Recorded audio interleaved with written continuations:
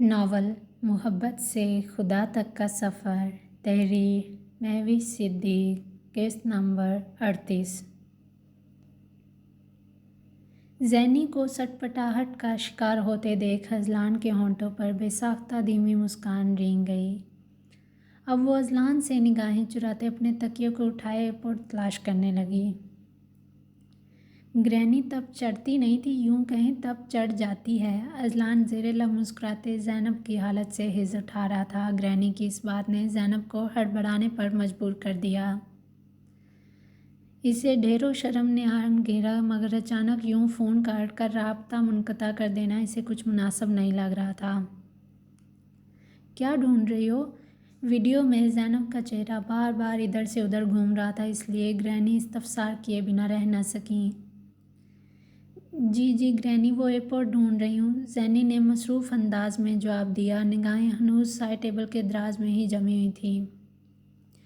کیوں؟ وائس کا ایشو ہو رہا؟ لیکن مجھے تو بالکل ٹھیک آواز آ رہی۔ زینی کی حالت سے بے نیاز گرینی کو یہی لگ رہا تھا شاید نیٹ ورک میں کوئی پرابلم ہے، لیکن وہ یہ نہیں جانتی تھی کہ بات نیٹ ورک کی نہیں بلکہ زینی اس قسم کی بات اذلان کے سامنے دہرانے سے ہچکچاہٹ کا شکار ہو رہی ہے، اس لیے ایئرپورٹ ڈھونڈ رہی ہے تاکہ اذلان کو یہ سب سنائی نہ دے سکے۔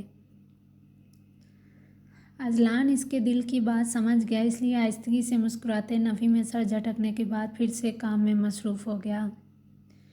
ولی کیسا ہے؟ کافی عرصہ ہو گیا، میری تو اس سے بات ہی نہیں ہوئی۔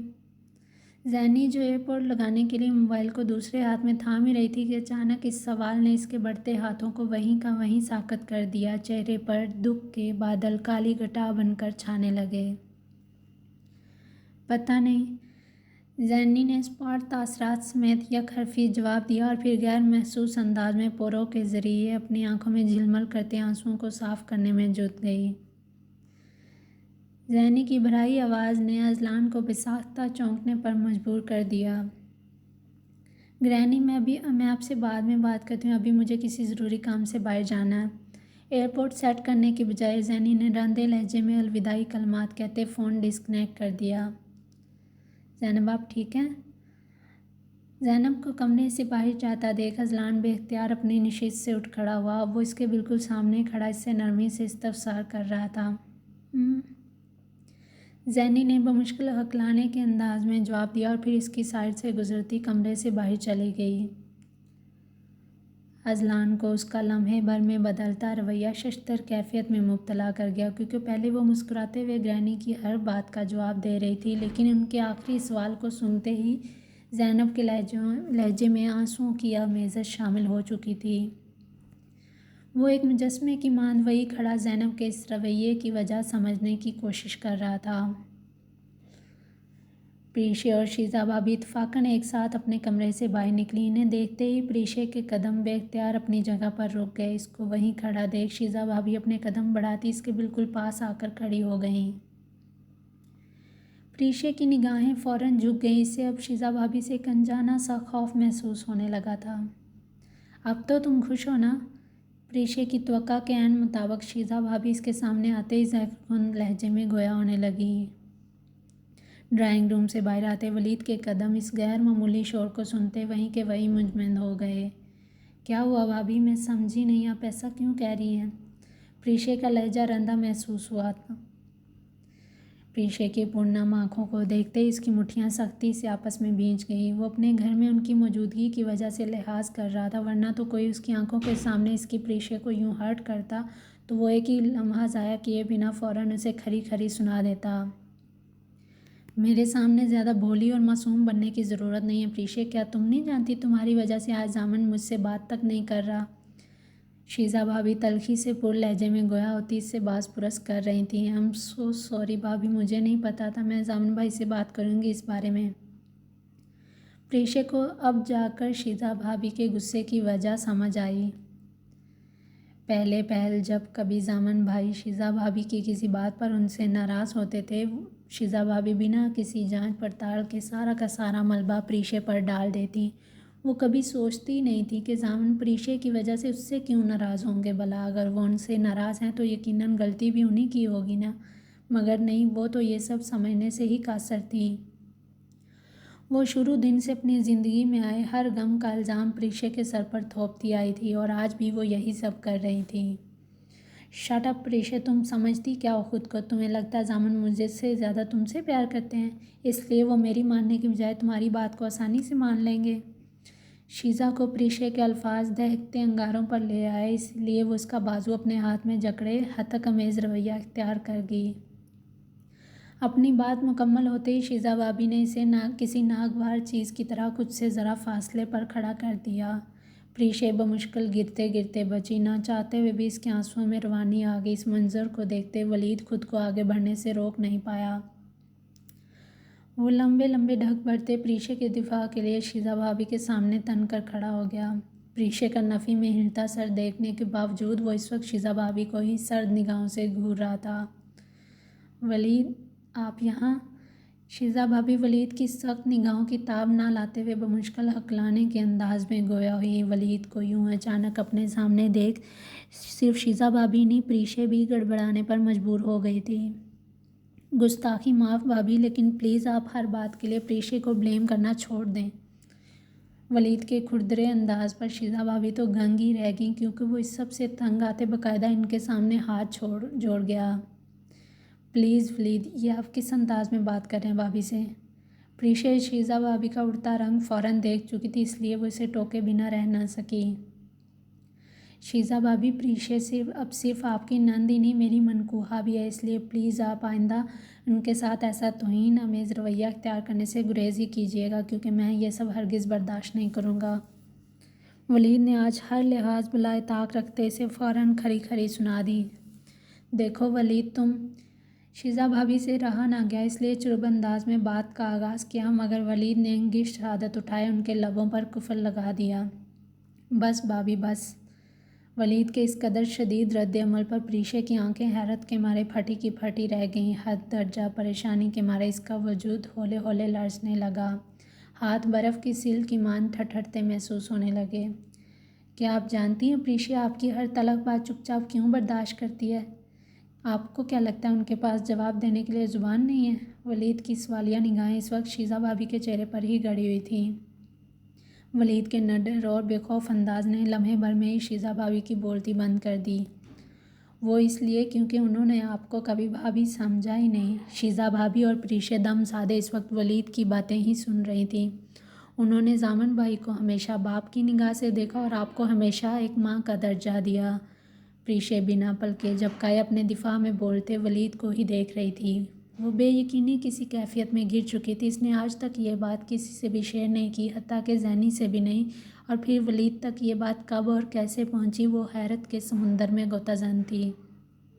اس کے بنا کچھ کہے ولید اس کے دل کی بات کیسے جان لیتا ہے، یہ آنکھوں دیکھی حقیقت اسے حیرت کے سمندر میں غوطہ زن ہونے پر مجبور کر گئی تھی۔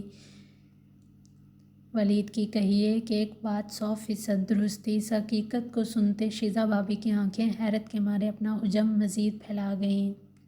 ولید کی باتوں نے انہیں ایک ایسے انوکھے مجسمے میں تبدیل کر دیا جو قوت گویائی سے تو محروم تھا، مگر سننے کی صلاحیت اپنے اندر محفوظ رکھتا تھا۔ ماں اپنے بچے کے ساتھ جیسا مرضی سلوک روا رکھے، وہ روتے ہوئے پھر بھی انہی کا ہی آنچل ڈھونڈے گا، کیونکہ وہ اسی کے حصار میں خود کو محفوظ تصور کرتا ہے۔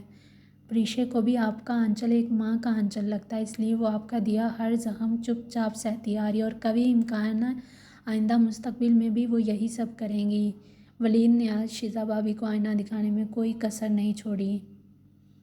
شیزا بھابھی کا سر شرمندگی کے مارے مزید نیچے جھک گیا۔ پریشے کی آنکھوں سے بہتا سیال مادہ اس کے گالوں کو تواتر سے بھگونے لگا۔ آج اس کے دل میں ولید کے لیے محبت مزید بڑھ چکی تھی۔ وہ اس کی حق کی خاطر دنیا کی ہر طاقت کا سامنا کرنے کو تیار کھڑا تھا۔ آپ کی طرح وہ بھی زہر میں ڈوبے نشتر آپ کے اندر پیوست کر سکتی ہیں، لیکن وہ ایسا نہیں کرتی، کیونکہ انہیں آپ کی اور زامن بھائی دونوں کی عزت خود سے بھی زیادہ عزیز ہے۔ ولید پے در پے تنزیہ وار کر رہا تھا۔ شیزا بھابھی، میں جانتا ہوں آپ کو میری باتیں بہت بری لگی ہوں گی، لیکن معذرت کے ساتھ حقیقت یہی ہے۔ ولید نے پریشے کو جھکی نگاہوں سمیت چپ چاپ آنسو بہاتے دیکھا تو اپنے سر کو بے ساختہ نفی میں جھٹکا دے دیا۔ لمحے بھر کے توقف کے بعد وہ پھر سے گویا ہونے لگا۔ میری آپ سے یہی التجا ہے، اگر پریشے خلوص دل کے ساتھ آپ کو ماں سمجھ کر آپ کی عزت کا خیال رکھتی ہے تو جواباً آپ بھی ان کی عزت نفس کا پاس رکھیں۔ ولید نے اسپاٹ لہجے میں اپنی بات مکمل کی اور پھر ان کا رد عمل جانے بنا ہی لمبے لمبے ڈھگ بھرتا وہاں سے چلا گیا۔ ولید کے جانے کے بعد پریشا نے اپنی پرنم آنکھوں سمیت شیزا بھابھی کو ایک نظر دیکھا اور پھر بنا کچھ کہے واپس اپنے کمرے میں چلی گئی۔ انہوں نے ضامن بھائی کو ہمیشہ باپ کی نگاہ سے دیکھا اور آپ کو ہمیشہ ایک ماں کا درجہ دیا۔ شیزا بھابھی کو ولید کا کہا گیا جملہ بازگشت بن کر گونجتا بار بار اپنی سماعتوں میں سنائی دے رہا تھا۔ جذب کے عالم میں داہنی آنکھ کے کنارے سے ایک آنسو گرتا ان کی کن پٹی کے بالوں میں جذب ہو گیا۔ میں نے ایک بن ماں باپ کی بچی کے ساتھ ہمیشہ برا سلوک کیا۔ ان کا ضمیر انہیں جھنجھوڑنے میں مصروف تھا۔ ہماری شادی کو اتنے سال ہو گئے، کیا پریشا کے ساتھ کی گئی زیادتیوں کی وجہ سے اللہ تعالیٰ نے مجھے اولاد کی نعمت سے محروم رکھا؟ شیزا بھابھی کے اندر سے ایک آواز سوال بن کر ابھری۔ ان کے آنسو بھل بھل کرتے ان کے رخساروں پر لڑک گئے۔ سامنے کا منظر دھندلا دکھائی دینے لگا۔ ان کے قدم لڑکھڑانے لگے۔ اس سے پہلے کہ وہ اپنا توازن کھو کر نیچے گرتی، انہوں نے کوریڈور کی باہنی دیوار کا سہارا لیتے خود کو زمیں بوس ہونے سے بچا لیا۔ شیزا بھابھی کو اپنا ہر ظلم عکس بن کر اپنی آنکھوں کے سامنے لہراتا دکھائی دیا۔ پریشا ان کا ہر تلخ جملہ چپ چاپ سنتی اور پھر رات گئے کمرے میں جا کر گھٹ گھٹ کر روتی رہتی تھی۔ اس نے آج تک شیزا بھابھی کے اس رویے کے بارے میں ضامن بھائی کو آگاہ نہیں کیا۔ جب جب وہ اس پر ظلم کا پہاڑ توڑتی تب تب وہ صبر کا گھونٹ پی کر سب کچھ برداشت کر لیتی۔ ہر دفعہ وہ اپنا مورال گرنے پر خود کو دلاسا دیتی اور سب کچھ بھول کر پھر سے آگے بڑھ جاتی۔ شیزا بھابھی کو آج اپنا ہر ایک میڈیکل چیک اپ یاد آ رہا تھا۔ اولاد کی نعمت پانے کے لیے انہوں نے نہ جانے کتنے ہاسپٹلز کے دھکے کھائے مگر نتیجہ بے سود۔ پچھلے 1 سال سے وہ اپنے نصیب کے ہاتھوں مجبور ہو کر اس تلخ حقیقت کو تسلیم کر گئیں۔ پریشا کو اپنی بچی مان کر میں اسے وہ پیار دے ہی نہیں سکی جس کی وہ حقدار تھی۔ میں اس امتحان میں بری طرح فیل ہو گئی۔ شاید یہ بھی ایک آزمائش تھی جس پر میں پورا نہیں اتر سکی۔ جب مجھے اس معصوم بچی پر ذرا برابر رحم نہیں آیا تو پھر اللہ تعالیٰ کیسے مجھ پر رحم کر سکتے تھے؟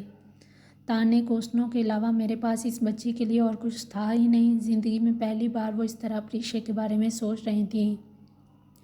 تمام تر گناہوں کو یاد کرتے بالآخر وہ اپنا چہرہ ہاتھوں میں تھامے شدت سے رو دیں۔ ان کے دل میں پریشا کی محبت کی ننھی کونپل کھل اٹھی۔ آج وہ اپنی ہر غلطی کا اعتراف کرتے رب سے معافی مانگ رہی تھیں۔